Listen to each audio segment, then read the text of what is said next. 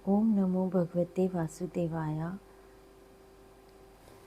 बृहस्पतिवार व्रत कथा। भारतवर्ष में एक प्रतापी और दानी राजा राज्य करता था।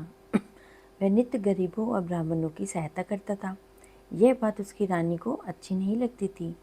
वह ना ही गरीबों को दान देती और ना ही भगवान का पूजन करती थी और राजा को भी दान देने से मना किया करती थी। एक दिन राजा शिकार खेलने वन को गए हुए थे तो रानी महल में अकेली थी। उसी समय बृहस्पति देव साधु वेश में राजा के महल में भिक्षा के लिए मांगने के लिए गए। भिक्षा मांगी तो रानी ने भिक्षा देने से इनकार कर दिया और कहा, हे साधु महाराज, मैं तो दान पुण्य से तंग आ गई हूँ। मेरा पति सारा धन लुटाते रहते हैं। मेरी इच्छा है कि मेरा सारा धन नष्ट हो जाए और फिर ना रहेगा बांस और ना बजेगी बांसुरी। साधु ने कहा, देवी तुम तो बड़ी ही विचित्र हो।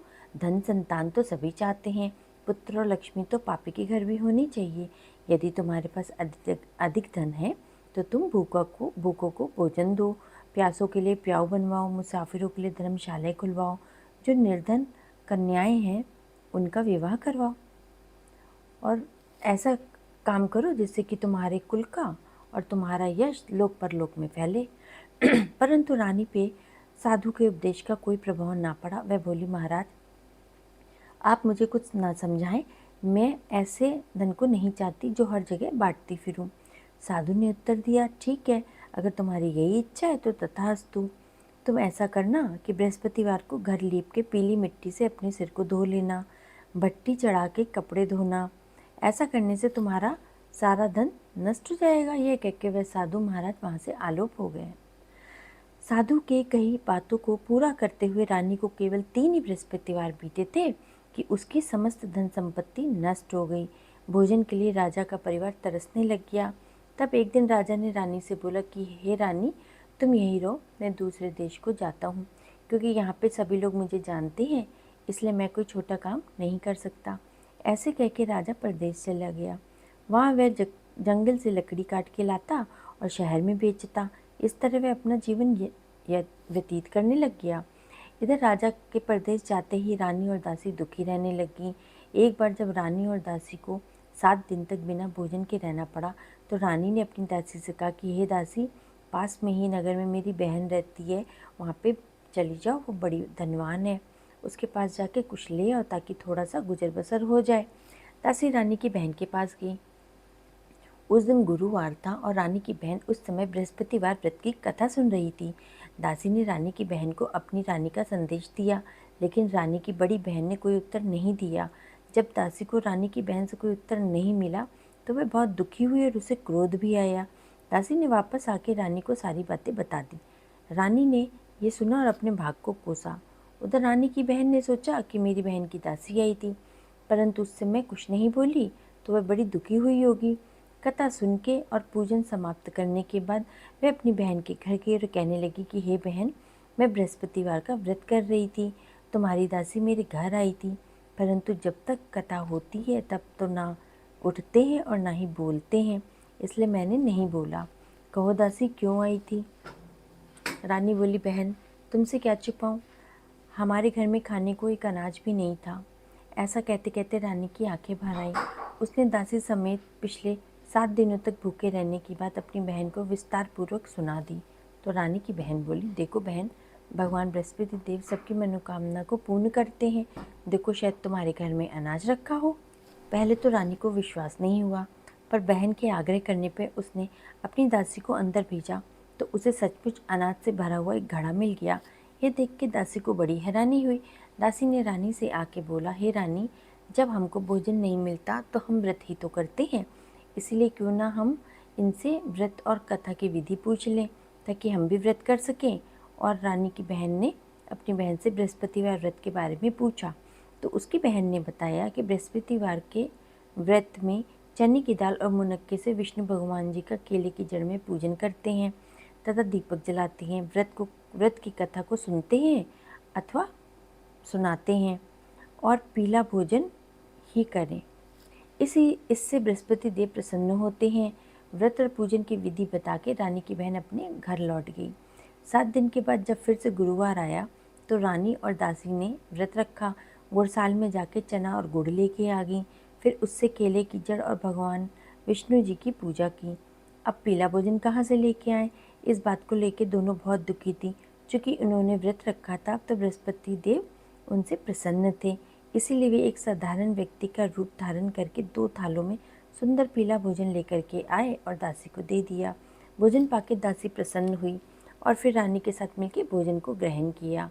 उसके बाद वे सभी गुरुवार का व्रत और पूजन करने लगी। बृहस्पतिवार भगवान की कृपा से उनके पास फिर से धन संपत्ति आ गई, परंतु रानी फिर से पहले की तरह आलस्य करने लगी। तब दासी बोली, देखो रानी, तुम पहले भी इसी प्रकार आलस्य करती थी। तुम्हें धन रखने में कष्ट होता था, इस कारण से सभी धन भी नष्ट हो गया था। अब जब भगवान बृहस्पति की कृपा से धन मिला है तो तुम फिर आलस कर रही हो। रानी को समझाते हुए दासी कहती हैं कि बड़ी ही मुसीबतों के बाद हमने ये धन पाया है, इसलिए हमें दान पुण्य करना चाहिए, भूखे मनुष्यों को भोजन कराना चाहिए, हमको सारे अच्छे शुभ कार्यों में ये धन को लगाना चाहिए, जिससे कि कुल का यश बढ़ेगा और स्वर्ग की प्राप्ति होगी, पितृ प्रसन्न होंगे। दासी की बात मान के रानी ने अपना धन शुभ कार्यों में खर्च करना शुरू कर दिया, जिससे कि पूरे नगर में उसका यश फैलने लग गया। एक दिन राजा दुखी होकर जंगल में एक पेड़ के नीचे आसन जमा के बैठा हुआ था। वह अपनी दशा को याद करके व्याकुल हो उठा। बृहस्पति देव को जैसे ही ये सब देखा उन्होंने तो एकाएक उसके सामने प्रकट हुए। एक निर्जन वन में वो साधु वेश में वहाँ पे आए। लकड़हारे के सामने आके बोले, हे लकड़हारे, तुम इस सुनसान जंगल में चिंतामग्न क्यों बैठे हो? तो लकड़हारे ने दोनों हाथ जोड़ के प्रणाम किया और उत्तर दिया कि हे प्रभु, आप सब जानते हैं, मैं आपसे क्या कहूँ। ये कह के रोने लगा और साधु को अपनी आत्मकथा सुना दी। महात्मा तो स्वभाव से ही दयालु होते हैं। तो वो बोले, तुम्हारी स्त्री ने बृहस्पति के दिन बृहस्पति भगवान का निरादर किया था, जिसके कारण रुष्ट होकर उन्होंने तुम्हारी ये दशा कर दी। अब तुम चिंता को दूर करके मेरे कहने पे चलो तो तुम्हारे सब कष्ट दूर हो जाएंगे। भगवान पहले से भी अधिक तुम्हें संपत्ति देंगे। तुम बृहस्पति के दिन कथा किया करो, 2 पैसे के चना मुनक्का लाओ और उसका प्रसाद बनाओ और शुद्ध जल से लोटे में शक्कर मिला के अमृत तैयार करो। कथा के पश्चात अपने सारे परिवार और सुनने वाले प्रेमियों में अमृत व प्रसाद को बांटो और अपने खुद भी ग्रहण करो। ऐसा करने से भगवान तुम्हारी सारी मनोकामनाएं पूर्ण करेंगे। साधु के ऐसे वचन सुन के लकड़हारा बोला, हे प्रभु, मेरे पास लकड़ियाँ बेच के इतना पैसा भी नहीं मिलता है जिससे कि मैं भोजन के उपरांत कुछ बचा सकूं। मैं रात्रि में अपनी पत्नी को व्याकुल देखा था, मेरे पास कुछ भी नहीं है जिससे कि मैं उनकी खबर मंगा सकूं। साधु ने कहा, हे लकड़हारे, तुम किसी बात की चिंता मत करो। बृहस्पति के दिन तुम रोजाना की तरह ही लकड़ियाँ लेके शहर जाओ। तुमको रोज से 2 गुना धन प्राप्त होगा, जिससे तुम भली भांति भोजन भी कर लोगे और बृहस्पति देव की पूजा का सामान भी ले आओगे। इतना कह के साधु अंतर्ध्यान हो गए और धीरे धीरे जब समय बीतने लग गया तो फिर से वही बृहस्पतिवार का दिन आ गया। लकड़हारा जंगल से लकड़ी काट के किसी शहर में बेचने गया। उसे उस दिन से अधिक धन प्राप्त हुआ। राजा ने चना गुड़ आदि लाके गुरुवार की व्रत किया। उस दिन से उसके सभी क्लेश दूर हो गए। परंतु जब दोबारा गुरुवार का दिन आया तो बृहस्पतिवार का व्रत करना वह भूल गया। इस कारण बृहस्पति भगवान नाराज हो गए। उस दिन उस नगर के राजा ने एक विशाल यज्ञ का आयोजन किया था और शहर में यह घोषणा करा दी थी कि कोई भी मनुष्य अपने घर में भोजन न बनावे, न आग लगावे, समस्त जनता यहाँ पे भोजन करने आवे। इस आज्ञा को जो ना मानेगा उसको फांसी दे दी जाएगी। इस तरह की घोषणा पूरे नगर में उसने करवा दी। राजा की आज्ञा अनुसार शहर के सभी लोग भोजन करने गए, लेकिन लकड़हारा कुछ देर से पहुंचा, इसलिए राजा उसको अपने साथ घर लिवा ले गए और ले जाके भोजन करा रहे थे तो रानी की दृष्टि उस खूंटी पे पड़ी जिस पे उसका हार टंगा हुआ था। वह वहाँ पे हार उसको नहीं दिखाई दिया तो रानी ने निश्चित कर लिया कि मेरा हार इस मनुष्य ने चुराया है। उसी समय सिपाहियों को बुलवा के उसने उसको कारागार में डलवा दिया।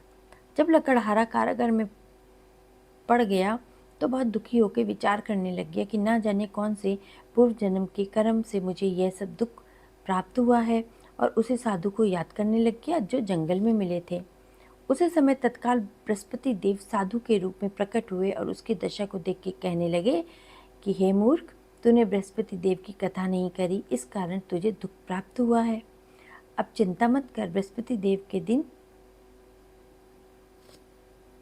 वो बड़े ही दयालु हैं। तुमने जो भी गलतियां की थी उसके लिए वो तुम्हें क्षमा देंगे। इस प्रकार से तुम व्रत करो, चिंता मत करो। बृहस्पतिवार के दिन कारागार के दरवाजे पे 4 पैसे पड़े मिलेंगे, उनसे तुम बृहस्पति देव की पूजा करना तो तुम्हारे सभी कष्ट दूर हो जाएंगे। बृहस्पति के दिन उसे 4 पैसे पड़े मिले। लकड़हारे ने कथा कही और उस रात्रि को बृहस्पति देव ने उस नगर के राजा के स्वप्न में जाके कहा, हे राजा, तुमने जिस आदमी को कारागार में बंद किया है वह निर्दोष है, वह राजा है, उसे छोड़ देना।